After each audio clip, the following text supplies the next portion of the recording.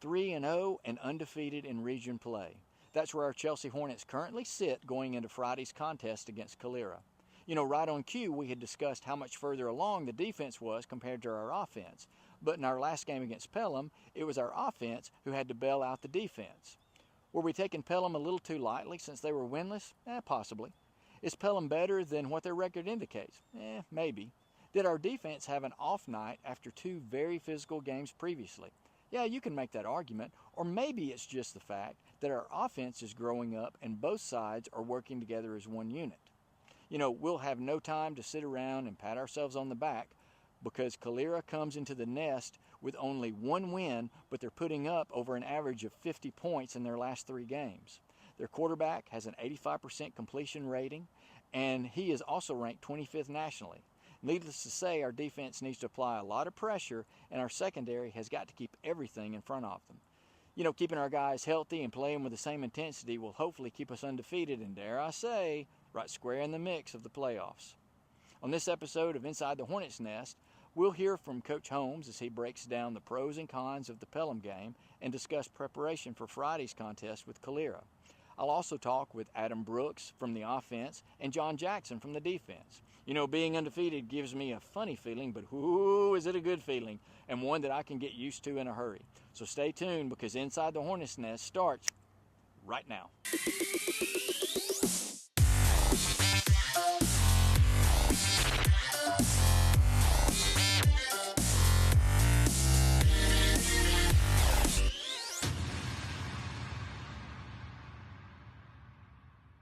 Well, watching them defensively, it was one of those deals where we wanted to establish a run game, and I felt that we did. And again, it opened opportunities for us to throw the ball. Again, we had multiple receivers that got catches. But the thing about it is all 11 guys just doing their job. We had a couple mishaps, but we got them fixed. And it was one of those deals where once we started to, all 11 were doing their job, we started to see success, and again, it just led all the way to the end of the ball game. Again, that's a team. Again, if you got one group doing the best and another one not succeeding, you're not going to be successful. But the thing about it is, like again with Tumka, the defense did their job, and that was their night, and they completed the task to get the job done. Again, offense also did their job of scoring more points than the other team, and again the defense came in and got a safety and ended up winning us the ball game overall. But again, that's team. Again, you can't have one group be successful all the time.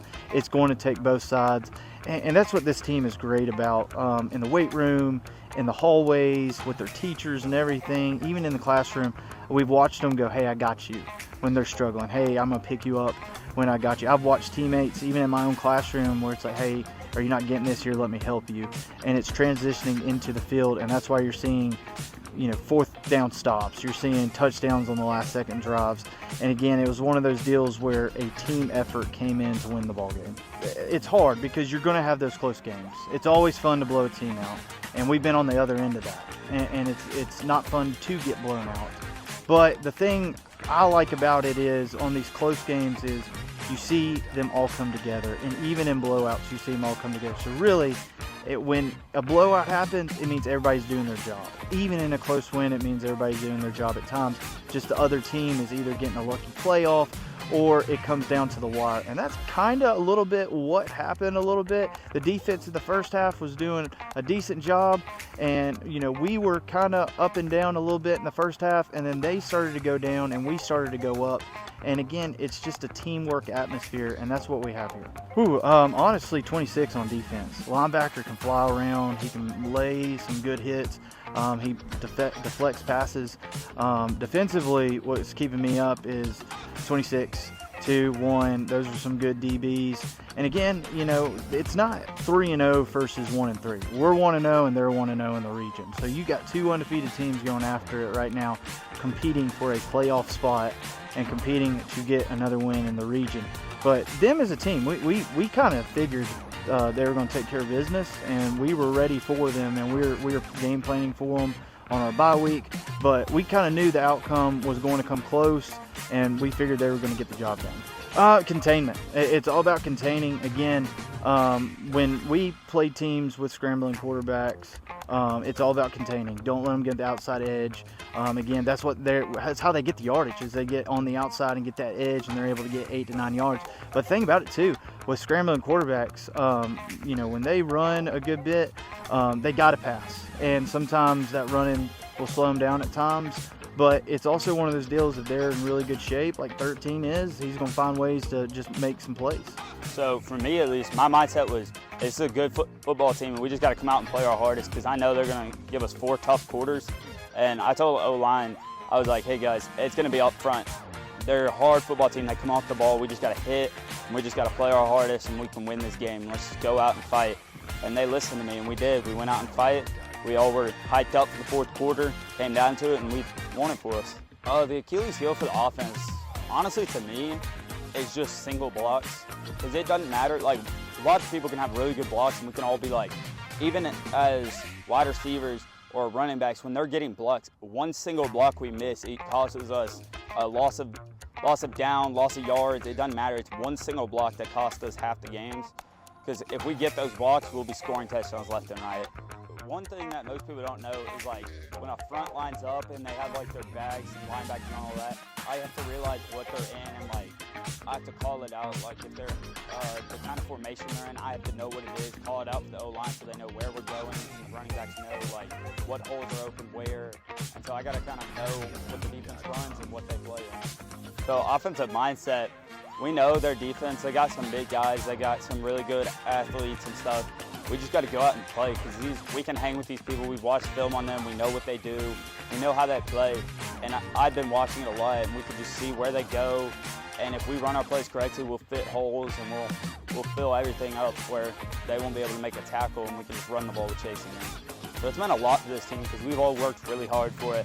I know the seniors, they've been in 7A for 2 years, so but like they haven't had a real good season the past couple of years they've been here. And I know starting out 3-0 for them for their senior year really makes them pumped up, want to get everyone ready to go, ready to hit, ready to fight.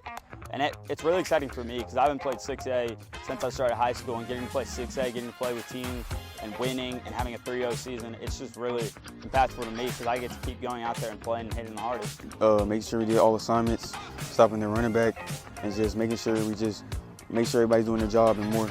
Not really, it's just making sure we was able to stop the run, and making sure we just stop the deep ball tackling. Just making sure we're all at the ball, all 11 at the ball, and just pursuing. Just making sure footwork is always good, make sure we're in line good, and just making sure we just watch out for the deep ball, because he is a good quarterback. So we got to be 10 toes and just watch out for every pass, roll out, stay disciplined, and just stay with our guy. With our defense, I feel like we can play against both. But again, it really just, it doesn't really matter to me. But if I had to choose, I mean, pocket passer is really less to worry about. It's just everybody getting along better than last year, and just knowing all the plays this year instead of just learning, because we had learned something new in the middle of the season. So now we just all know everything in the line better than last year. So yeah.